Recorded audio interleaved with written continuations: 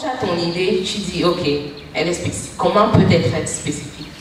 Il faut répondre au quoi, qui, quand, où, pourquoi, comment. Donc, quelle est ta population cible?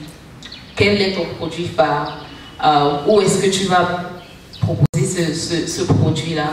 Où est-ce que tu vas le vendre? Maintenant, mesurable. Un mesurable, c'est combien? Les chiffres, le nombre. Je voudrais vendre environ 100 000 poulets par mois. Je voudrais créer un logiciel que près de 100 personnes vont utiliser, ce qui va me faire une rentabilité de, disons, 100 fois 20 000. Il faut que ce soit mesurable. Il faut qu'il y ait des actions spécifiques à atteindre. Il faut, par exemple, je vais produire 100 poulets à la fin de cette semaine. Pour le faire, il faut que j'élève 200%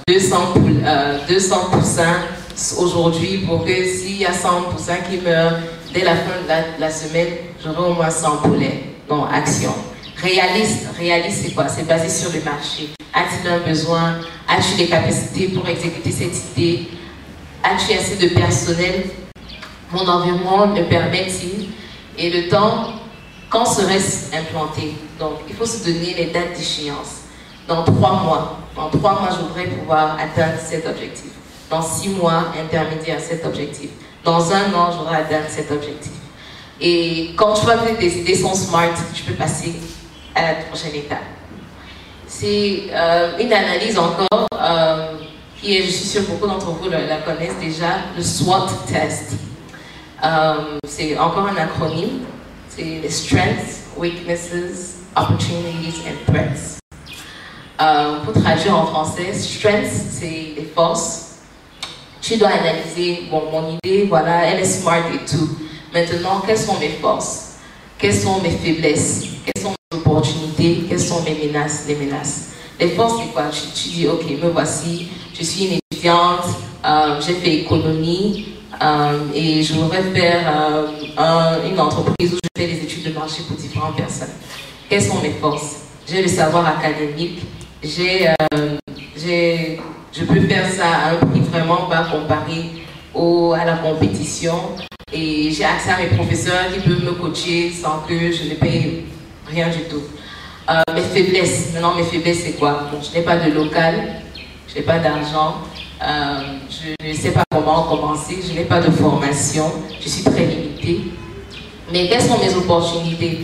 Mes opportunités, j'ai mes tantes, j'ai mes amis, j'ai les pères, les mères de mes amis qui sont dans telle entreprise, qui auront peut-être besoin d'une analyse de marché. Voilà les opportunités.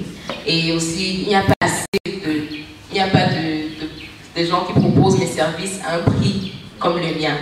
Et maintenant, quelles sont les menaces? Les troubles externes, donc les obstacles. D'autres personnes peuvent être plus professionnelles, plus directes, etc. Donc voilà, le SWOT test. Et maintenant, le troisième graphe, qui est vraiment la troisième chose qu'il faut retenir sur cette présentation, c'est après, quand on exécute l'idée, avant d'exécuter l'idée, il faut faire une analyse très rapide sur les coûts que tu vas avoir, que ce soit pour établir ton entreprise, établir ton idée, que ce soit le loyer, les gens que tu peux employer, par exemple le transport, la communication, toutes ces différentes choses-là, et voir si en vendant ton produit à un certain prix, tu vas atteindre un seuil de rentabilité. Donc, et si c'est possible, vas-y, lance-toi, parce que tu vas générer des fonds. Si ce n'est pas possible, essaye de fixer certaines choses, par exemple, employer moins de personnes, peut-être commencer ton entreprise à la maison au lieu de louer un bureau, qui sont des charges, et vendre son produit peut-être à un prix plus élevé au lieu d'un prix plus bas. Voilà. Donc ça c'est une idée, je voulais juste vous balancer une idée là.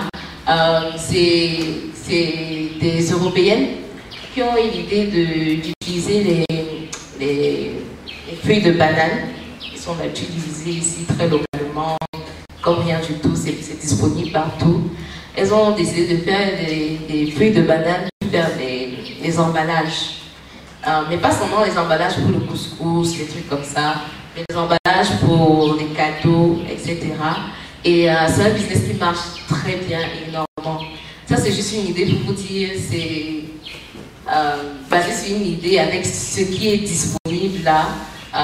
Des fois, quand on analyse le marché, quand on fait notre SMART test, SWOT test, analyse de la rentabilité, c'est facile bon, pas facile, relativement facile de lancer une idée, lancer une entreprise basée sur un produit local vraiment disponible, mais le repackage, comme on dit, donc